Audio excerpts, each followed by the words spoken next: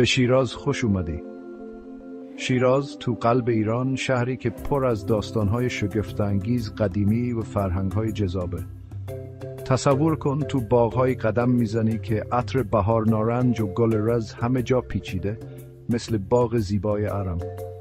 آرامشی رو حس کن که تو مسیرهای سرسبزش قدم میزنی. اما این تازه اولشه.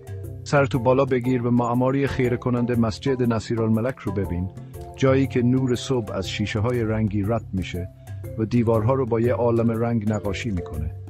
منظره‌ای که نفست رو بند میاره. و بعد شعر و شاعری.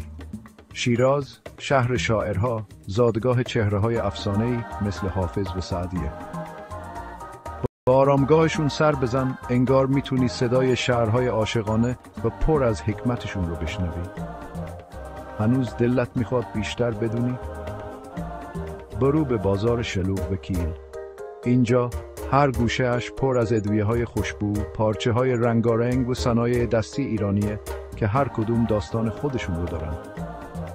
پس چه عاشق تاریخ باشی، چه طبیعتگرد یا دنبال جرقه الهام، شیراز با آغوش باز منتظرتونه. شیراز فقط یه مقصد سفر نیست، یه تجربه ست که منتظر کشفش کنی.